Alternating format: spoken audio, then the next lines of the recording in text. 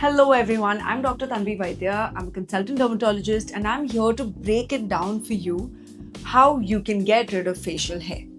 70% of girls today get rid of facial hair. If you like it, own it, no problem. But since 70% of us are working on getting rid of our facial hair, I think we should discuss what's the best options, what are the pros, what are the cons of each different type of facial hair reduction.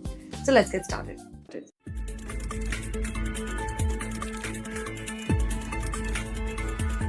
So let's start with the basics. Does everyone even have facial hair? Yes, we do. But if you do want to remove it, let's get started with all the different modes of facial hair reduction and the pros and cons of each. Starting with the most common is threading. Is it okay to thread your facial hair? Absolutely, especially eyebrows. These smaller areas are okay to thread. The side effects, however, are sometimes there's redness, sometimes there's pigmentation, there's irritation of your skin. Essentially, when you're threading, what you're doing is you're plucking the hair out from its root, which is kind of like waxing without exposing your skin and the superficial layers of your skin to the side effects of waxing. So threading is actually quite okay for small areas. If you start threading larger areas, your entire cheeks, your entire body, that's going to be a problem. So if it's just your eyebrows or your upper lip or just a few chin hair, absolutely you can go for it. Just one thing though, that make sure the parlor that you go to, they're using a new piece of thread for each client. I've seen a lot of patients come to me with infections in this area because of the same thread being used. I've seen viral warts spreading in this manner. Sometimes even herpes can spread because of the same contaminated thread. So be really careful about that. That said, even with a clean thread, if you have side effects, like, if you tend to get a lot of redness, if you tend to get pigmented, if there's a lot of cuts happening, then maybe threading is not the right option for you. Next, coming to waxing. Waxing is something that I personally absolutely do not recommend for facial hair reduction because you're traumatizing your facial skin along with your hair. Yes, you're plucking the hair out from the root, but it's going to grow back to the same eventual thickness. A lot of parlors will keep telling you that shave mat karo, wax karo, because waxing will make your hair finer. Shaving makes your hair thicker. All of that is a myth, not true at all. You do not need to keep waxing your face. In fact, the trauma that the facial skin, which is already very thin, is being subjected to, can worsen acne. I've seen so many acne breakouts after waxing. Can worsen pigmentation. It can also loosen your skin over time because you're pulling it so many times. So definitely, please don't wax your face. Then comes using epilators. Epilators are literally like threading, in which there's just no thread. It's like waxing without traumatizing your skin. So you're plucking the hair out without any trauma to your skin. So amongst these plucking methods, an epilator is relatively the best. But to be honest with you, as a dermatologist, I wouldn't recommend any plucking method, okay? Because you are finally pulling the hair out, and acne, if you're prone to acne, very often can worsen with any of these plucking methods. So definitely avoid that if possible. What I would normally recommend for an at-home hair removal option is shaving. Honestly, a lot of people believe that shaving is going to make your hair thicker, is going to make your skin darker, and all of this has been propagated through these parlors and salons where they don't want you to shave because who's going to go to them then? So you can absolutely shave. I'll just tell you how to shave. You just have to be really careful about how you're going to shave. So firstly, of course, use a clean blade. You can use a single blade facial razor, those ones that you get like literally anywhere on Amazon. You can use those. Make sure the blade is clean. There's no rust on it. You're not using it for months together. Make sure you're not storing it in a humid place in your bathroom where it could possibly catch a little bit of rust. Make sure you're cleaning it after every use. Next, make sure you're not doing a dry shave. So always use a gentle cleansing lotion or even a moisturizer or an aloe vera gel or literally a face wash. Make sure it's not a dry shave. So apply that so your skin is protected. Then stretch your skin. So if you're going to do it here, stretch your skin. This is the razor. Go downwards. Do not go ulta. Basically, look at the direction of your hair. Most of us have facial hair that's going downwards. So when your hair is growing downwards, don't go ulta. Go down with the direction of your hair so the chances of cuts and nicks are the lowest. On your neck, sometimes you have hair growing upwards. So if you're shaving that, make sure you're going in the direction of the hair. If your hair here is growing upwards, go upwards. If your hair here is growing downwards, go downwards. Just look at the direction of your hair. Same thing you can do for your upper lip. Wherever you have facial hair, you can absolutely shave it. Just make sure you're not causing cuts. Be really, really careful. After you have finished shaving, wash it off, moisturize really well. Because no matter how much we try, sometimes there are micro cuts. So moisturize your skin well, sun protect really well, and you should be good. Don't use actives on the day that you shave. That's super important. Now, the biggest myth about how shaving makes your hair thicker, I want to show you with a diagram exactly how that's not true. So if this is a hair follicle, okay, and this is the level of your skin. When you shave it, what you're doing is essentially you're cutting it at this level. So if this is the surface of your skin, this is how your stubble is going to look, because this is where we cut it off, right? But when you wax, what are you doing? You're plucking this follicle out. So when a new follicle comes, initially it'll be tiny under the surface of your skin, then it'll grow. When it grows, yes, this will look like it's a lot thinner than this guy. But the eventual thickness, which it will reach for sure, is going to be the same as it was before. This waxing is never going to reduce the thickness, the final thickness of your hair, because you're not addressing the hair root. When you do a laser hair reduction, what you're doing is you're hitting this hair root so that the hair will never attain this final thickness. Your maximum final thickness may just be this much, or it may never grow back to its entire length, or it may never grow back at all because you have actually hit this root. That's what a laser hair reduction does. This is what a shaving does. This is what a waxing does, or a threading or a plucking. Next, coming to the hair removal creams, which had been massively popularized, if I remember right, in the early 2000s. Everybody was talking about these hair removal creams. So essentially what these creams are they're very strong chemicals that dissolve the entire shaft of your hair above the surface of your skin. The root, however, remains intact, so it's going to grow back as it would with any other hair removal method.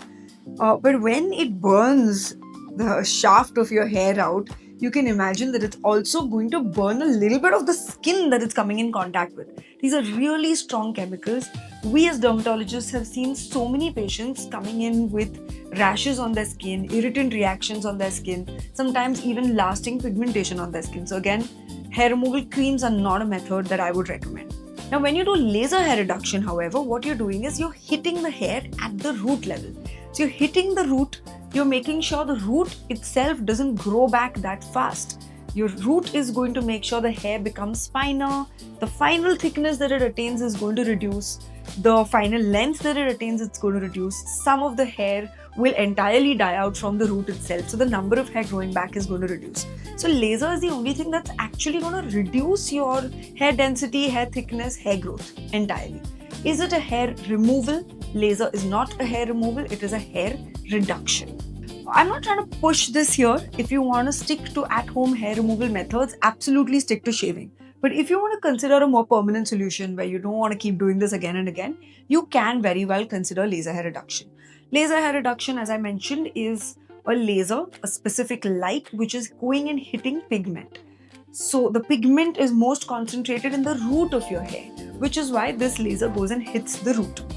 Which is also why laser does not work on white hair, because it needs that pigment to be present. Which is also why laser, sometimes we need to lower the energies and intensities on more pigmented skin types, on darker skin types, on more pigmented areas like the elbows or the knuckles. This is where it can also be a little painful, because the pigment in your skin is also going to take up that same wavelength. This is, by the way, also why the color really matters.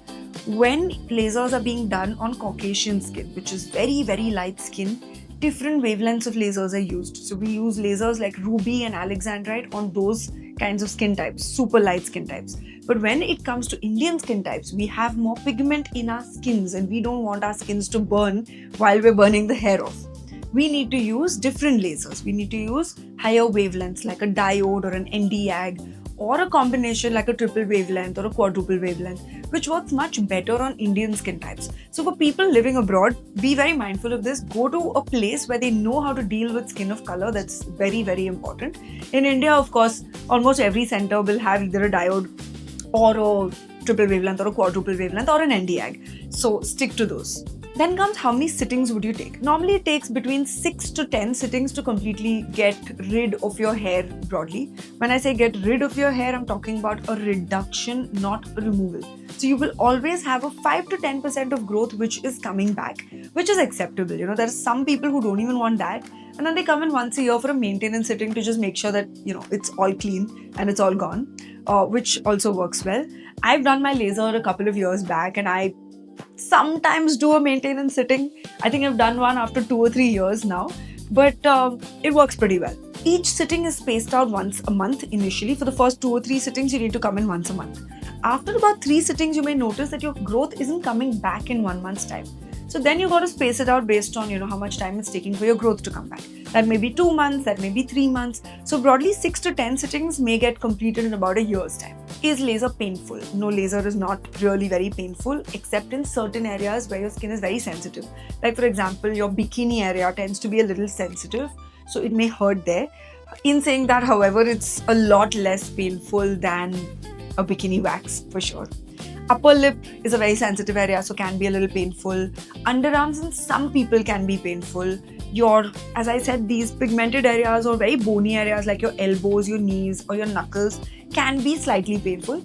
It's not painful as such, it's just a lot of heat in that area. So it just feels like a chatka in that area, literally.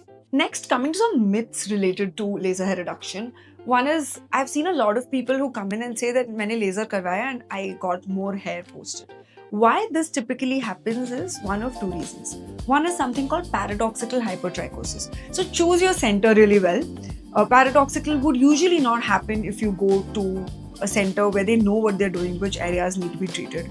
I see a lot of these chains coming up where they're offering at-home laser hair reduction in salons and parlors, but they do not know the science of a laser. It's very important to understand the science, what parameters to use in which person. That's super important.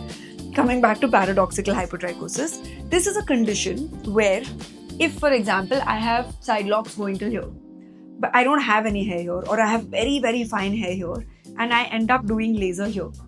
What happens is this hair paradoxically gets stimulated. So this hair will reduce because I had nice thick hair here. But in this area, if I've done very low kind of doses of the laser, I will end up stimulating this hair to grow more. So while this reduces, I have caused hair growth here. How do I get rid of it? More sittings of laser. So it is very much treatable, but it's an avoidable complication. So this has probably happened to you because of laser being done at the wrong wavelengths in the wrong places. The other reason why laser के बाद भी you may have increased hair growth is probably because of an underlying hormonal condition. So if you feel you finished your laser sittings but your hair growth keeps coming back, that could be an underlying hormonal stimulation like a PCOS where your androgen levels are high and your hormones are stimulating your hair to keep growing despite the laser. So if you feel this has happened to you, please talk to your gynecologist or your dermatologist. They will get you investigated and you can rule out any such condition. Then comes another myth is if you do have now say a PCOS or a hormonal condition, should you still do laser or not? To explain this, I need to explain that there are some hormonally sensitive areas like the face, the chest, the abdomen. These are all hormonally sensitive areas where if you have an androgen excess, this growth will keep getting stimulated. Whereas your arms, your legs, your bikini or underarms, these are not hormonally stimulated areas. So those areas would respond in the same manner as any other person who doesn't have a PCOS or who doesn't have a hormonal issue. But when you're talking about these areas will keep growing back if your hormonal stimulation keeps happening. If, however, your PCOS is inactive at the time, like you had a PCOS earlier, your PCOS is fine now, it should respond well.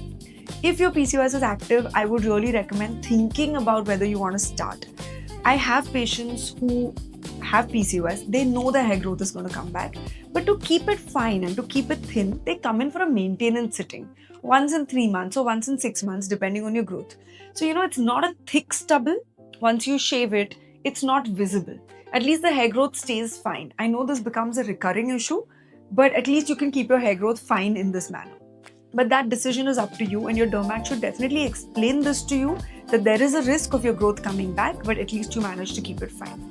I hope that answers all of your questions. If you have any more questions, please ask me in the comments and I will be happy to help you out. If you like this video, please like, share and subscribe. We keep putting up more content about skincare and hair care, and I hope this is helpful.